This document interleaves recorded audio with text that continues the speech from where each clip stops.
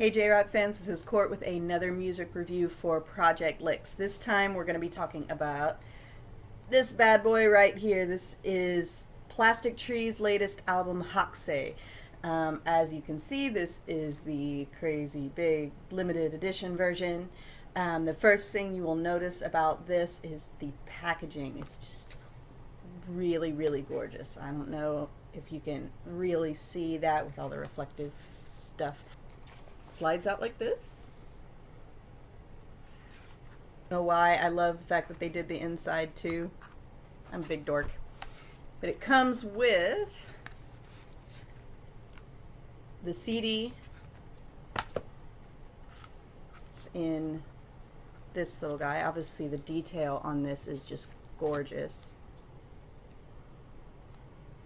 This was the external bonus. Was a little glossy photo there. We've also got a couple of art books. This one I really love. I don't know if you can see that at all. It is full of line art in this kind of very basic style. It's almost rotoscoped. There's some really nice artwork in here.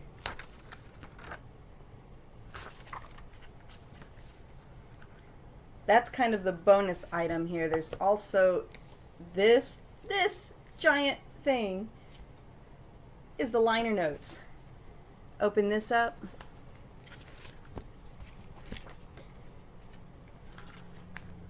And in there you've got, I don't know if you can see that, lyrics along with some more really nice art prints. And the way they did the lyrics on these is actually extremely creative. Let me see if I can find a good one to show you guys. There's a good one. You know, rather than just having the lyrics listed out, they arranged it in a way that really complements the song.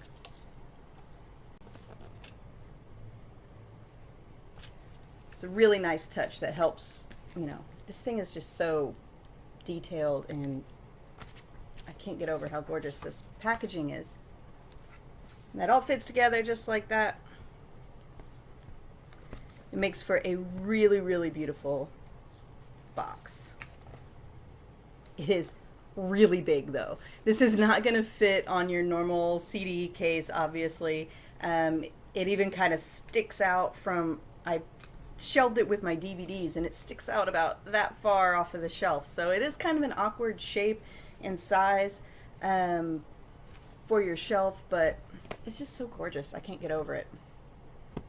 Okay, so on to the music. There is so much going on in this album. I just really don't even know where to start. I want to, I guess, start with Ryutaro's vocals. And I know, you know, I'm not a super fan of Plastic Tree, so I'll be honest, I'm not really familiar with the scope of their work, but I do know, like, Ryutaro, he has a very narrow vocal range, which is fine. But the one thing I think that they kind of did him a disservice on this album is there is so much obvious auto-tune and tone correction happening throughout this album that that just really kind of bums me out. I wish they'd have just left him alone. I don't know if they were trying to maybe push him a little too far out of his range and out of his vocal comfort zone, that they felt like they needed to go back and kind of fix it. Maybe he didn't quite get where he wanted to be. So that's kind of unfortunate. Musically, there's just so much going on. It can almost be overwhelming on a first listen. The guitar work, there's some really, really intense technical guitar work with intricate layered melodies happening throughout the entire album.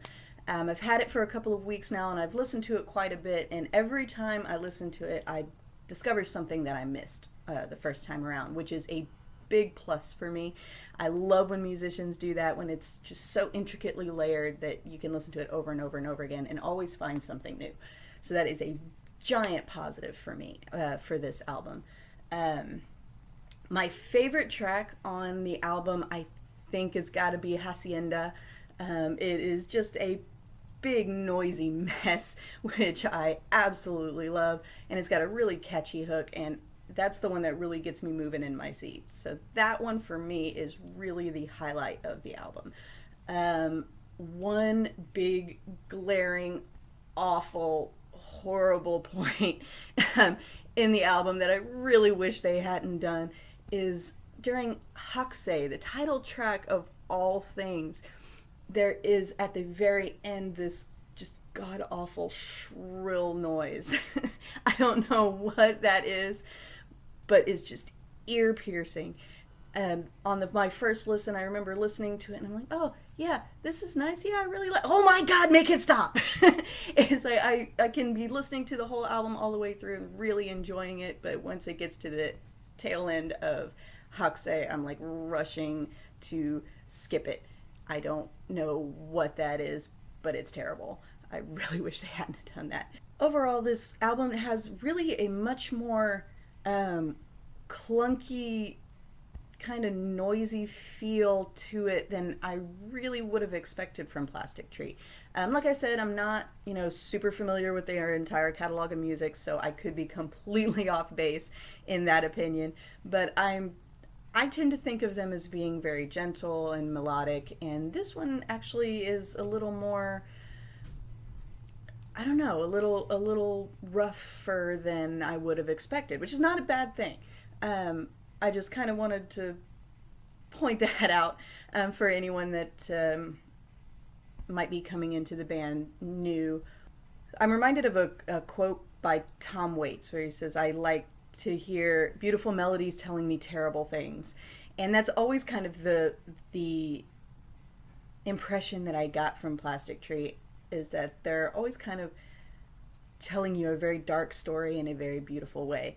And this isn't really that different from that. I definitely still get that feel off of this album, that they're telling me something a little on the dark side, in a dressed up, maybe sort of camouflaged way.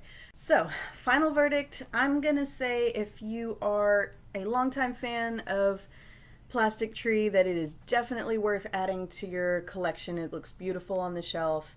It is fun to listen to. If you're coming into the band new, it's probably not necessary to get the big giant one.